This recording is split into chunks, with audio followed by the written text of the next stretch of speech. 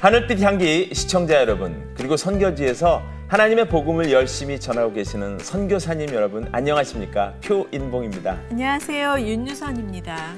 네, 우리는 이런 생각을 합니다. 어떻게 하면 이 땅에서, 그리고 우리가 살고 있는 이 가정에서 하나님을 더 마음껏 누릴 수 있을까, 그런 소망을 가지게 되는데요. 네.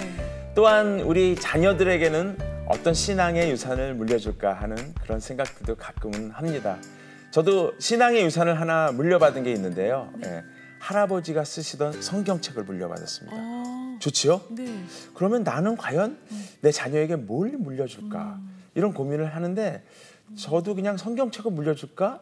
이런 생각을 하다가도 뭐 다른 게 없을까? 이런 생각을 하곤 합니다. 네, 그래서 저도 이 가정 예배를 드리는 게 너무 마음에 소원이 있었는데 이게 네. 참 쉽지 않은 것 같더라고요. 뭔가 바빠서 뭐 핑계를 대고 안 하게 되기도 하고, 또 별것도 아닌 뭔가의 불화로 방해를 받기도 하는데, 참 이 가정을 세우는 것을 얼마나 사탄이 방해하는 건가 하는 생각이 들 때도 있더라고요. 맞습니다.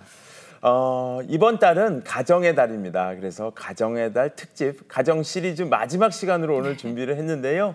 이분은 13년째 성경 암송과 가족 예배를 통해서 가정을 아름답게 가꿔 나가고 계시다고 합니다. 네. 말씀을 심는 엄마 백은실 사모님을 모시고 얘기를 나눠보도록 하겠습니다. 네, 너무 부러운 가정인데요.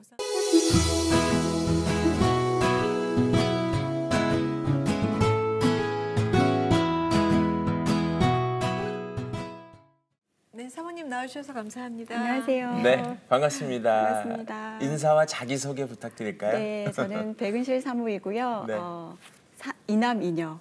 이제 첫째 아이가 15살이고요. 네. 둘째가 13살. 많아가지고 물 헷갈리더라고요. 셋째가 10살, 넷째가 7살. 이렇게 네 아이를 둔 엄마입니다. 네네네. 정말 헷갈릴 수 있으실 것 같아요. 네. 근데 13년간 지금 아직 아기 막내가 태어나기도 전에 네. 13년 전부터 지금까지 가정 예배와 성경 암송을 하셨다고 했는데요. 네. 예, 어떻게 그렇게 하시게 됐는지 말씀해 주세요. 제가 처음에는 이제 결혼 전으로 얘기가 돌아가야 될 것 같아요. 네. 광고회사 디자이너였거든요. 네. 그때는 일에 대한 욕심과 생각으로 이제 여느 여자들과 똑같은 생각을 하며 살았던 것 같아요. 집에서 애나 보는 여자는 안 될 거야. 내 커리를 쌓을 거야. 그렇게 종횡무진 일을 할 때였는데 네. 그때 이제 남편을 만나고 결혼을 했어요. 네. 근데 남편이 학생이었거든요. 제가 생계를 유지하며 그렇게 결혼 생활을 했는데 하나님께 하나님, 우리가 인위적인 방법으로 자녀를 막지는 않겠습니다. 주님의 정확한 때 허락하여 주십시오. 근데 결혼 한 달 만에 허니문 베이비로 이제 첫 아이를 주신 거예요. 네. 근데 기쁘지가 않은 거예요. 이제 제가 일도 했어야 됐고 가게도 책임졌어야 됐고 그러네요. 남편도 학교도 보내야 되고 막막하셨겠어요. 좀. 네, 그런 상황에서 이제 아이가 이제 짐처럼 여겨지던 그때였던 것 같아요. 그래서 저는 이제 임신을 하고 육아가 끝나면 나는 막 빨리 복직할 거야. 그리고 내가 쌓던 커리를 계속 쌓아 나아갈 거야. 이것이 이제 저의 목표였고, 네. 또 이제 아이를 100일 남짓했을 때 맡겨놓고 이제 복직을 하게 되었습니다. 네네. 그런데 아이가 주위에 이제 부모님이 돌봐주실 부모님이 주위에 안 계셨기 때문에 이제 광고회사 디자이너라는 삶이 퇴근 시간이 거의 없었어요. 밤을 새고, 네, 그래서 아이를 어린이집 시간이 끝나면 이웃집에서 봐주시고 이제 그런 삶을 이어가다가 저희는 또 남편은 학생인데 그럼 뭘 했을까요? 애를 봐야 되는데 저희는 주말 부부로 5년간도 있었거든요.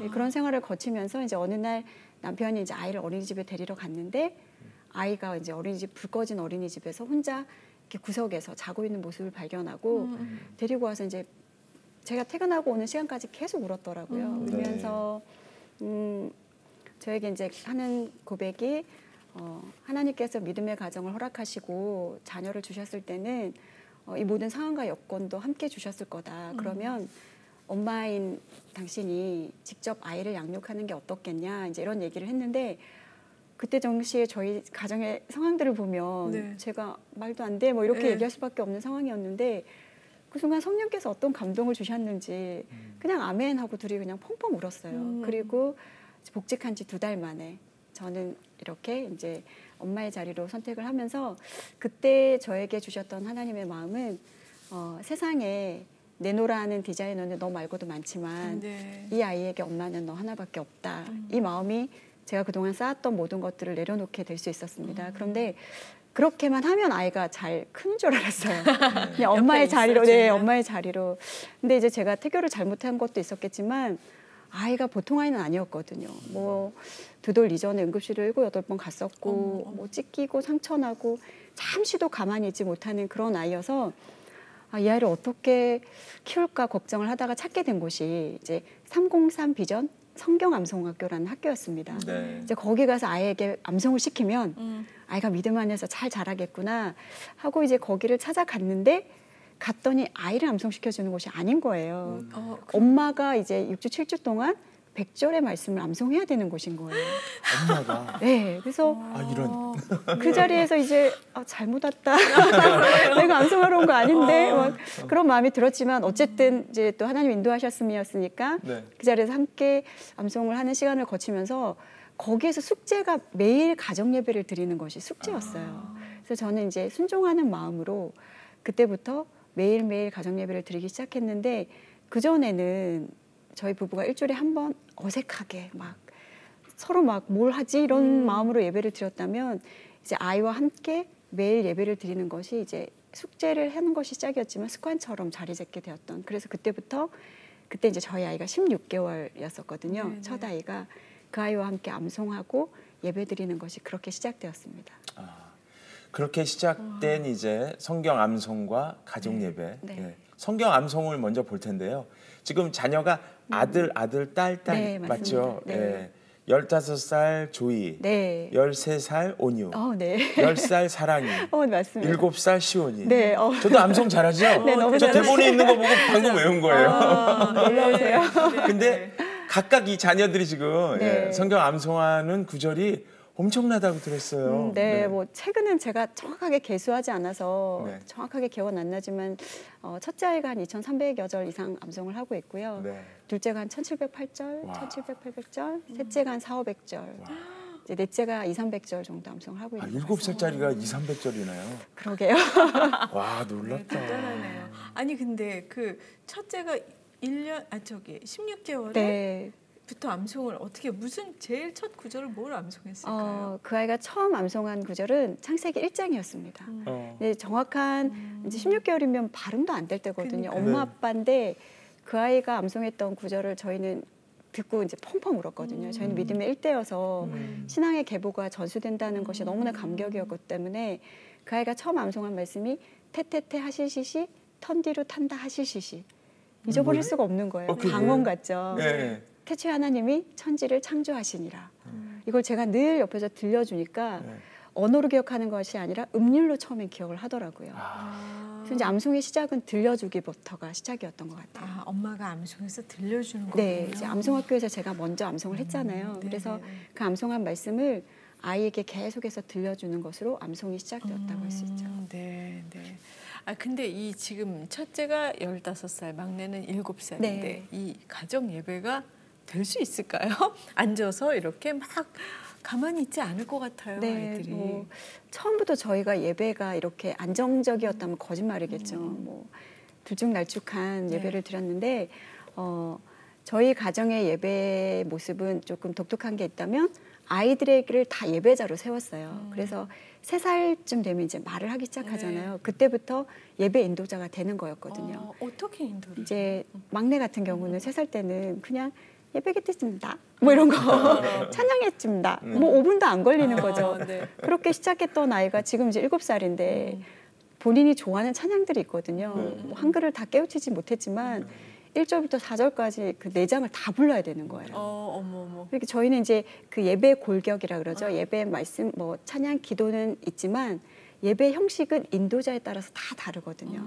인도자가 설교도 하는 거예요? 뭐 설교하는 아이도 있고요. 네, 이제 저희는 남편이 목사님이지만 설교를 하지 않고 그 시간에 같이 암송을 해요. 사망의 음침한 골짜기에서 우리를 건져주시고 또 내 기름을 내 머리에 부으십니다. 하나님만이 나의 목자, 나의 주님이십니다. 할렐루야. 아멘. 예수 사랑하시는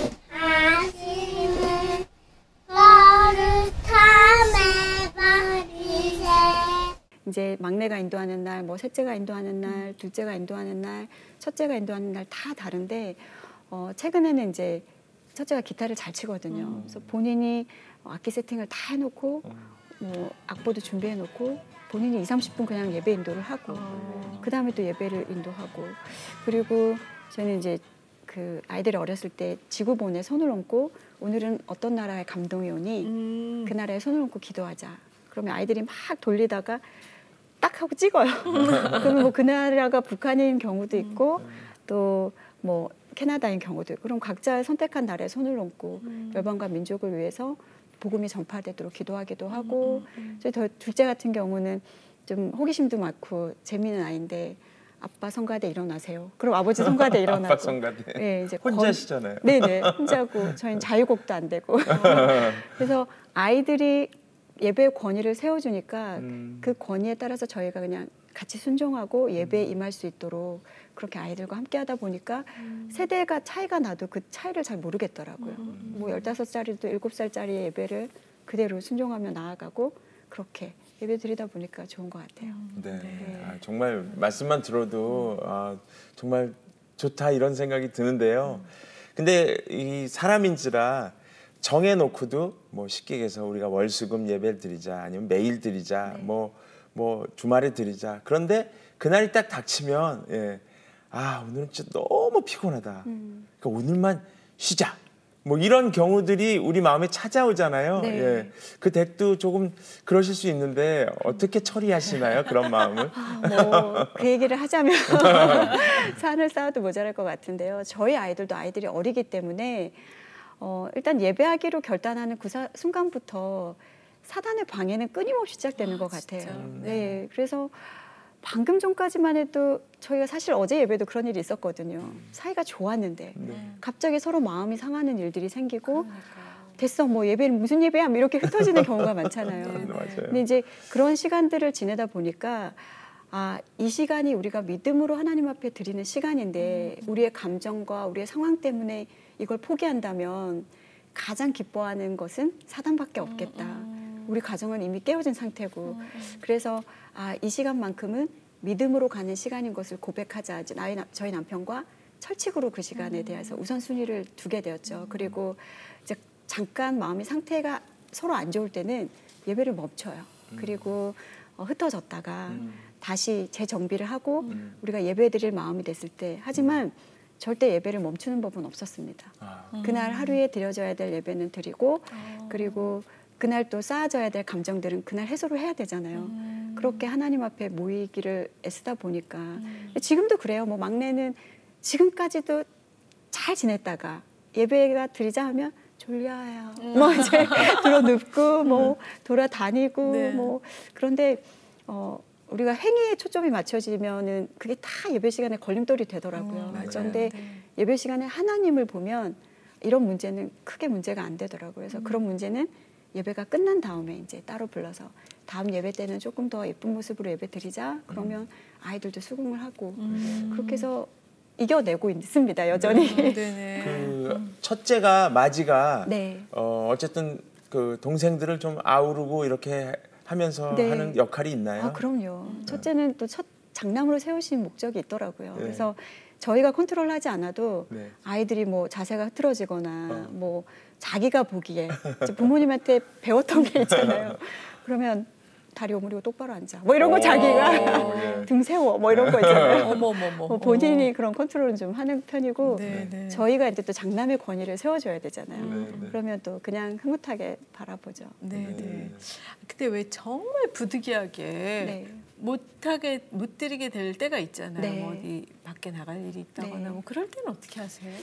저희는 일단 우선순위를 둔 것이 예배는 무소부재한 하나님의 은혜를 경험하는 거기 때문에 어디서든지 예배를 드리자. 그래서 이제 7시 반 핸드폰에 알람이 정해져 있어요.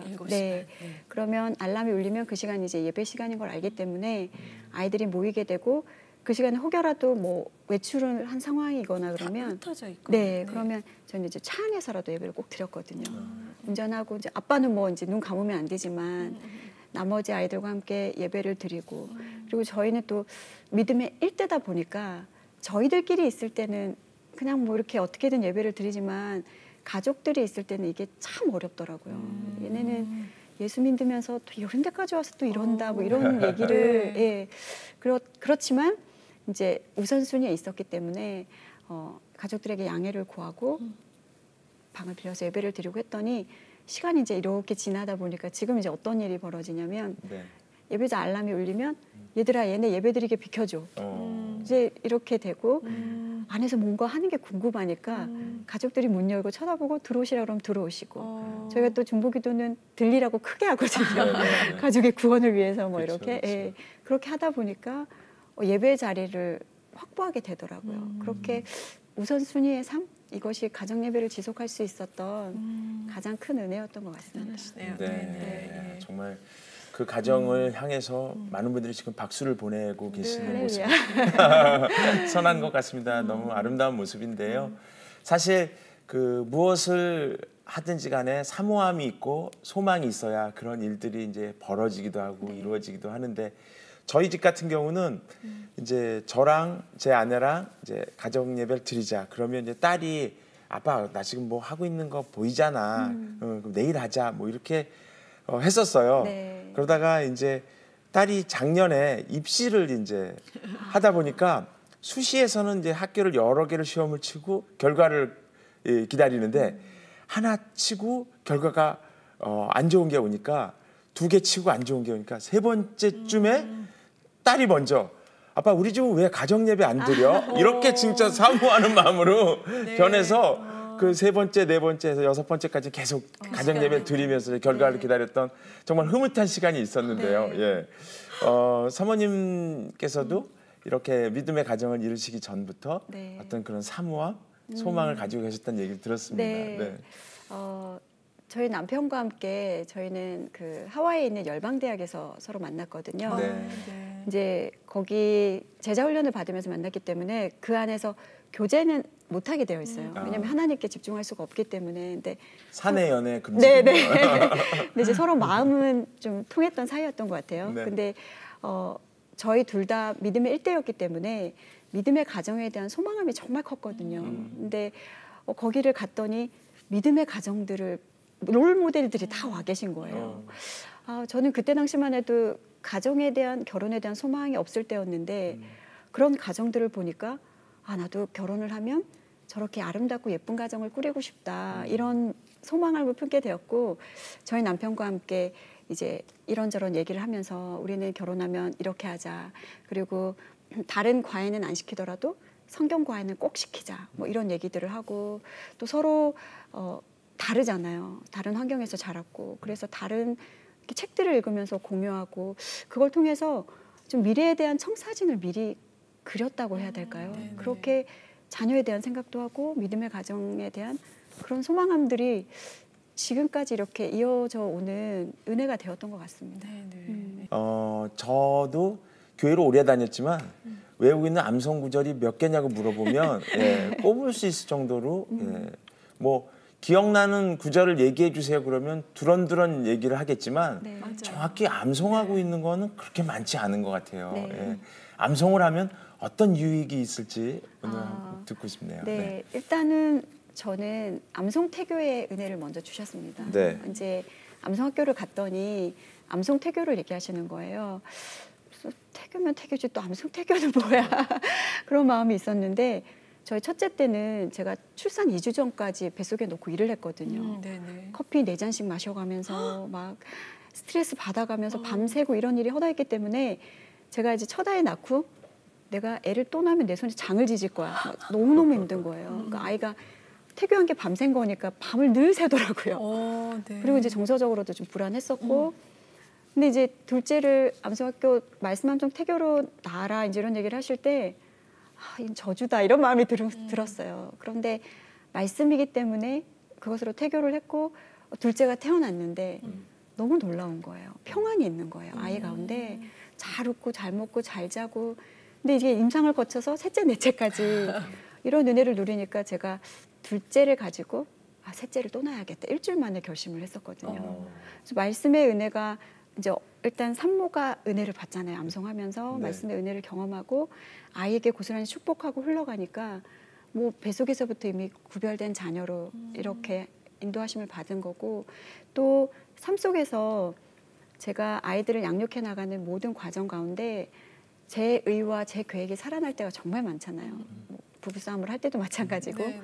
근데 그때마다 성령께서 제가 담아놓은 말씀들을 꺼내실 때 아, 이것이 성령과 교통하는 가장 쉬운 방법이고 연결되어 있는 그것이 말씀 내 안에 있었던 말씀이구나를 경험하니까 이걸 놓을 수가 없겠더라고요. 그리고 그 주신 은혜로 제 계획이 올라올 때 하나님 말씀으로 눌러주시고 주님의 인도하심을 경험할 수 있는 그것이 암송의 가장 큰 유익이 아닐까 싶습니다. 네. 아니 구체적으로 어떻게 암송을 하는 뭐 노하우가 있나요? 네. 일단은 이제 제가 뱃속에서부터 아이에게 들려주는 것. 아까 저희 막내가 한 7살인데 어떻게 200~300절을 암송해요 하셨잖아요. 네. 그 아이도 지금 들은 걸로 암송이 그만큼 된 거거든요. 엄마가 뱃속에서부터 들려주었고 젖 먹이면서 재우면서 그러니까 그 쉐마 말씀에 오늘 내가 내게 명하는 이 말씀을 너는 마음에 새기고 내 자녀에게 부지런히 가르치며 집에 앉았을 때든지 길을 갈 때든지 누워있을 때든지 일어날 때든지 이 말씀을 강론할 것이며 이 말씀이 있는데 그 말씀대로 그냥 그렇게 살았던 것 같아요. 네. 수시로 아이에게 들려주고 일상생활에서 들려주고 예배 가운데 함께 암송하고 그게 그냥 고스란히 마음속에 담아지기 시작했고 이제 뭐 1천절, 2천절 암송하는 애들한테는 들려주기가 안 되거든요. 이미 이제 그런 아이는 본인 스스로 이제 암기하고 저에게 점검받고 그리고 어른들이 암송하실 때는 어렵잖아요. 맞아요. 암송에 트라우마가 다 있거든요. 네. 저희가 성경학교 때 왜 암송 못해서 밥 못 먹고 막 그랬던 기억들. 그래서 근데 암송학교에 오시면 한예비 암송법이라는 암송법으로 암송을 해요. 그래서 이 꿀벌이 꽃에 꿀을 따러 가기 위해서 우리는 이제 한 번에 날아가는 줄 알았는데 양봉하시는 분들 그 장로님께서 가르쳐 주시기를 오늘 요만큼 갔다가 돌아오고 그 다음날 요만큼 갔다가 돌아오고 몇 천 번을 왔다 갔다 한 다음에 꿀을 따러 간대요.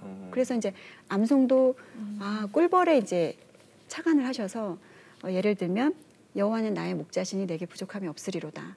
만약 이 말씀을 암송을 하면 여호와는 나의 목자시니 여호와는 나의 목자시니 여호와는 나의 목자시니 뭐 부족함이 없으리로다. 내게 부족함이 없으리로다. 내게 부족함이 없으리로다. 다시 돌아와서 여호와는 나의 목자시니 내게 부족함이 없으리로다. 이렇게 계속 왔다 갔다 날개짓을 이렇게 네. 하다 보면 저도 정말 머리가 나쁘거든요. 새겨지더라고요. 그렇게 암송을 할 수 있습니다. 그럼 오히려 시간은 많이 걸릴 수 있지만 아주 단단하게 이게 새겨지는 그런 효과가 있겠네요. 네, 그래서 매일 그렇게 반복이 정말 중요하더라고요. 그러니까 아무리 많이 암송을 해도 반복하지 않으면 우리 뇌는 금세 지워지는데 아이들과 예배를 통해서 아니면 일상생활에서 그 말씀을 계속 반복하다 보니까 지금 이제 뭐 많은 구절이 그냥 아예 장기 기억으로 넘어가 있어서 잊어버리지 않는 이제 그런 말씀이 되어버린 것 같아요. 그럴 수 있겠네요. 오늘은 어떻게 보면 저희들이 강의를 받고 있는 것 같습니다. 예, 잘 강의를 받겠습니다. 근데 하다 보면 그 부부 사이에서도 그 하지 말라는 게 몇 가지 있거든요. 예, 아내에게 운전을 가르치지 마라. 남편이요. 뭐 이런 거. 그다음에 운동을 가르치지 마라. 예, 그것도 못 쳐? 뭐 이러면서 그것도 못해? 뭐 이렇게 화가 난다고 하는데 예, 저도 그런 경험이 있습니다. 그런데 자녀들한테도 양육하다 보면 화가 날 수 있는데 그건 어떻게 처리하시나요? 그 감정은? 또 저의 연약함을 드러내야 될 시간인 것 같습니다. 저도 암송할 때는 처음 첫째 아이를 데리고 암송할 때는 너무나 무지한 엄마였죠. 미숙하고 뭐 암송이 좋은지를 알지만 이걸 어떻게 암송해야 될지도 몰랐고 그냥 무조건 먹이면 좋은 건 줄 알고 계속 약간 강압적으로 그렇게 이제 말씀을 심었던 때가 있었는데 그 아이와 이제 그 아이가 한 5살 요 정도였을 때 시편 1편을 암송시키면서 그 토시가 그렇게 중요한 게 아니거든요. 지금은. 근데 그때 당시에 저의 연약함은 그 몇몇 고 뭐 이런 게 너무 중요했던 거예요. 근데 이제 아이에게 이제 엄마 따라해 해서 이제 암송을 가르치면서 복 있는 사람은 악인들의 깨를 따르지 아니하며 이제 이렇게 하면 아이가 며 하는 날도 있지만 고라고 있는 날도 있는 거예요. 그러면 그냥 넘어가야 되는데 멸하고 이제 이렇게 고가 아니고 멸야 이러면서 이제 고야 이렇게 이제 계속 멸하고 이제 막 이렇게 하면서 제가 이제 아이를 때릴 수는 없으니까 제가 이제 리모컨을 들고 있었는데 그걸 바닥에 확 내려쳤었던 기억이 있어요.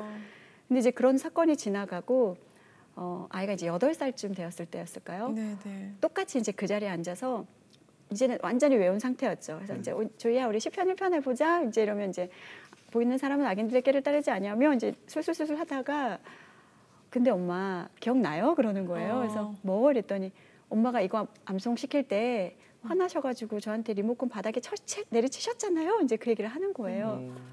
근데 그 순간 정말 이렇게 영화에서 보는 것처럼 주위가 이렇게 회색빛으로 확 바뀌는 거예요. 그리고 제가 그날에 있었던 사건이 정말 눈앞에 펼쳐지는 것처럼 리모컨에서 그 건전지가 튀겨 나가서 굴러가서 딱 멈추는 시점까지 다 기억이 나는 거예요.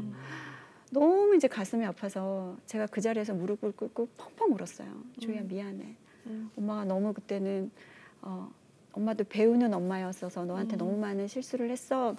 이제 사과를 했는데 그 아이가 저 이미 용서했어요. 이제 쿨하게.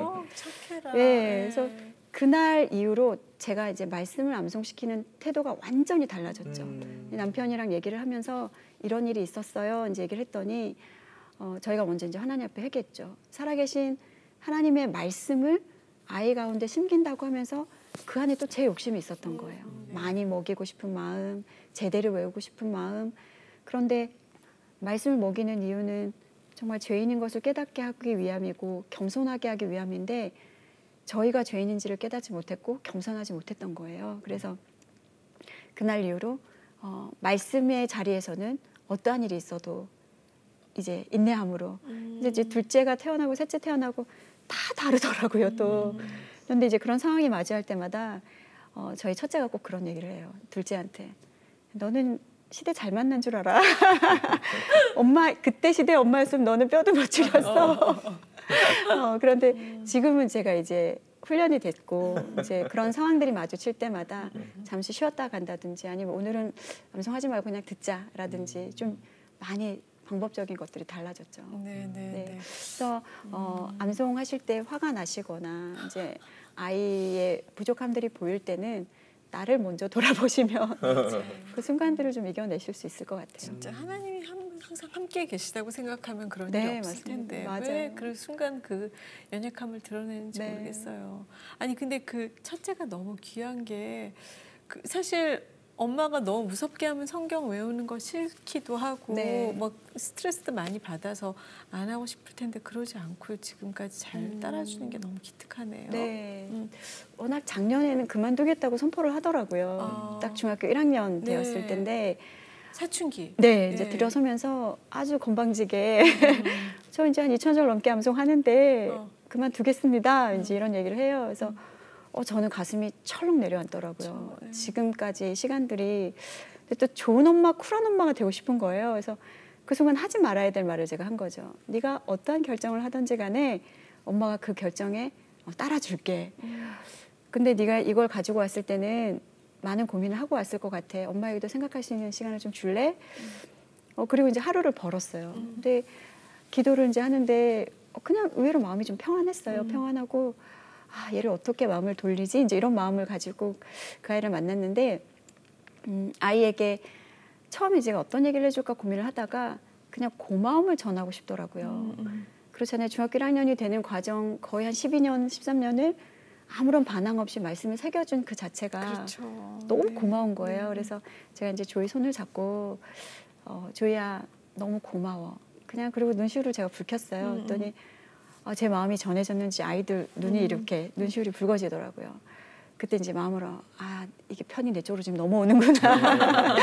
이제 그러면서 아이에게 이 한마디를 해줬습니다. 조이야 지금 네가 살아갈 시대도 너무나 어렵고 힘든 시대지만 네가 이 다음 20, 30년 커서 살아갈 그때는 믿음을 갖는 걸 넘어서 싸워 지켜야 될 거야. 그렇다면 네 안에 있는 그 말씀을 너 살아낼 수 있겠니? 라고 물었는데 아이가 잠시 고민을 하더니 벌떡 일어나서 더 열심히 하겠습니다 하고 가는 거예요. 고비를 한 번 넘겼죠. 네. 그리고 지금까지 여전히 그 자리에서 잘 감당하고 있습니다. 아, 진짜 감사한 아들이네요. 네, 네. 네. 근데 솔직히 사모님 조금 쉬고 싶다는 때도 있지 않으셨을까요? 그렇죠. 그런 네. 마음이 또 유혹의 마음이 들 수 있을 것 같아요. 그런 마음 있잖아요. 왜 내가 이걸 알아가지고 이걸 몰랐더라면 그냥 남들처럼 편하게 주위에 보면 정말 그렇거든요. 암송시키지 않아도 뭐 가정예배 매일 하지 않아도 훌륭하게 크는 믿음의 자녀들이 많잖아요. 그래서 물론 이제 부모님들이 믿음의 기도들을 많이 하시겠지만 그런 가정을 볼 때 저렇게도 잘 크는데 내가 굳이 왜 이 고생을 하면서 이걸 해야 되지? 그런 마음들이 늘 뭐 날마다 저와의 싸움이었죠. 그런데 남편에게 이제 저는 좀 저의 힘든 것들을 많이 잘 털어놓는 편인데 네네. 그때 이제 저희 남편이 저에게 해주었던 조언 중에 하나가 이걸 계속 가지고 가는 것에 대한 것과 이걸 놓는 것에 대한 것에 대해서 어느 쪽에 평안이 있느냐라는 거죠. 근데 제가 기도하면서 고민해 볼 때 이걸 놓아버리면 저희 안에 평안이 없겠는 거예요. 힘들어도 이걸 가지고 가는 게 내 안에 평안이 있겠다. 네. 그러면 평안이 있는 쪽으로 가라. 이제 그래서 계속 하게 됐는데 놓지 않을 수 있는 가장 큰 은혜는 제가 사명이라고 여겼기 때문인 것 같아요. 이게 사남매를 주시는 게 흔한 건 아니잖아요. 네, 그렇죠. 전 안 낳겠다고 했는데 저희 가정에 어쨌든 하나님의 귀한 상급을 주셨고 이 자녀들을 믿음으로 잘 키워내는 것 이것이 저에게 주신 사명이라고 여기기 때문에 그 사명을 붙들면 사명자는 중간에 포기하면 안 되잖아요. 네, 네. 그 사명 가지고 지금 계속해서 어렵지만 전진하고 있습니다. 네. 사모님이 특별히 네. 내가 제일 좋아하는 암송 성경 구절? 네. 나한테 힘이 되는 그런 구절이 있을까요? 네, 너무 다 주옥 같은 말씀이어서 맞아요. 제가 이제 새벽 예배 드리고 제 개인 기도를 할 때 항상 제일 먼저 하는 암송하는 말씀이거든요. 갈라디아서 2장 20절 말씀인데 내가 그리스도와 함께 십자가에 못 박혔나니 그런즉 이제는 내가 사는 것이 아니요 오직 내 안에 그리스도께서 사시는 것이라. 이제 내가 육체 가운데 사는 것은 나를 사랑하사 나를 위하여 자기 자신을 버리신 하나님의 아들을 믿는 믿음 안에서 사는 것이라. 아멘. 이 말씀인데 그렇더라고요. 하루를 시작할 때 제가 죽지 않으면 안 되겠더라고요. 네. 제 안에 예수님께서 살아주셔야 또 사남매와 함께 할 수 있는 하루를 살아낼 수 있어서 늘 그 말씀 제일 먼저 암송하고 그런 하루를 위해서 기도하고 또 낙심되고 절망할 때는 시편 42편 생각하면서 또 하늘에 소망을 둘 수 있도록 네가 왜 낙심하느냐 하나님께 소망을 두라 그가 나타나 도우심으로 말미암아 내가 여전히 찬송하리로다. 그런 말씀 주셔서 붙들고 살아갈 수 있는 것 같습니다. 네. 네. 아닌 게 아니라 그 중고등학교 때 수련회 가가지고 암송을 못하면 카레라이스를 못 먹는 거예요. 그래서 외웠어요 저는. 네. 근데 그게 또 혼자 외우면 안 되는 게 5명이 쭈르륵 서가지고 입을 맞춰서 외우게 하세요 권사님이. 네. 그런데 저는 외웠는데 4명이 못 외우면 줄 맨 뒤로 가야 되는 거예요. 이 룰이. 근데 보통 교회들이 그래요. 그렇잖아요. 그래서 그 구절을 정말 한 50번쯤 해. 근데 그게 잊혀졌는지 알았더니 세월 한참 지나서 어떤 날 무슨 일을 닥쳤을 적에 마음이 심란할 때 그 구절이 살아서 올라오더라고요. 그래서 힘을 주는 때가 있더라고요. 네. 암송의 힘은 그런 게 아닌가. 맞습니다. 예. 네. 그래서 이제 이 방송을 보시고 그럼 나도 이제 가정 예배 암송을 시작해야 되겠다 하는 가정이 있다면 어떻게 시작하면 좋을까요? 일단은 이제 대부분의 이렇게 어머니나 아버님들이 뭔가 프로그램을 접하시고 나면 이제 갑자기 뭔가를 또 확 쏟아놓으면 아이들이 아니 또 어디서 뭘 배워가지고 나한테 이러는 거야 이제 이런 반응이 일어날 수 있거든요. 네. 그래서 먼저 그러니까 늘 그런 것 같아요. 무슨 은혜의 자리든 부모님이 먼저 서는 것, 그 자리를 지켜나가는 모습들을 보여주시고 이제 저에게 이제 강의를 나가면 암송 뭐부터 할까요? 예배는 어떻게 드릴까요? 이렇게 이제 물어보시거든요. 그러면 저는 먼저 자녀의 마음을 얻으세요 이렇게 말씀을 드려요. 이 친밀함이 없으면 어떤 걸 쏟아 부어도 안 되더라고요. 그런데 서로 사랑하면 그 어떤 걸 부어도 다 열매가 맺어지는 거예요. 그래서 부모님이 자녀를 사랑하는 모습들을 보여주시고 내가 그전에는 몰라서 못했던 것들에 대한 미안함들과 우리 가정이 한번 이렇게 해보는 건 어떨까? 그런 마음으로 도움을 구하신다면 어떤 자녀가 내치는 자녀는 없을 것 같아요. 맞아요. 그래서 네. 정말 부모님을 사랑할 내가 너를 너무 사랑하기 때문에 이것도 해주고 싶고 저것도 해주고 싶어 이런 마음들을 전해주시면 누구나 시작하실 수 있을 것 같아요. 네. 맞습니다. 마지막으로 기도와 뭐 비전 있으면 좀 나눠주세요. 네, 이제 뭐 사역도 감당하고 있고 여러 가지 감당하고 있지만 제가 가장 가치 있게 여기는 저의 타이틀은 말씀 심는 엄마이거든요. 그래서 사남매를 뭐 이렇게 세상적인 성공이 아니라 정말 믿음 안에서 믿음의 용사로 키워내는 것, 그것이 가장 큰 기도 제목인 것 같고요. 그리고 어떤 자리에 세워두시던지 간에 이제 저는 넷째 가졌을 때도 다 데리고 강의를 다녔어요. 막 뒤에 쪼르륵 앉혀놓고 강의하고. 근데 그 시대적 사명이라고 해야 될까요?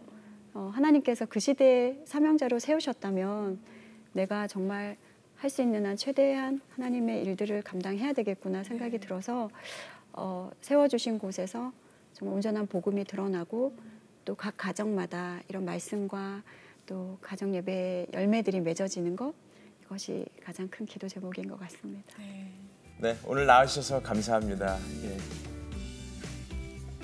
성경에는 이렇게 써 있습니다. 심은 대로 거둔다. 그리고 좋은 나무는 좋은 열매를 맺고 나쁜 나무는 나쁜 열매를 맺는다고 써 있습니다. 바로 이렇게 어떤 열매를 맺기 위해서 우리가 해야 될 하나를 꼽으라면 말씀을 심는 일이 아닌가 그런 생각을 해봤습니다. 네. 진짜 얼마나 많은 부모들이 자식들한테 좋은 걸 가르쳐주겠다는 그런 마음으로 사실 너무 힘들게 하는 경우도 많이 있는데요.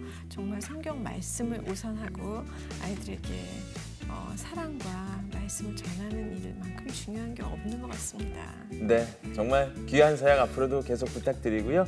오늘 함께해 주신 여러분 고맙습니다. 다음 시간에 뵙겠습니다.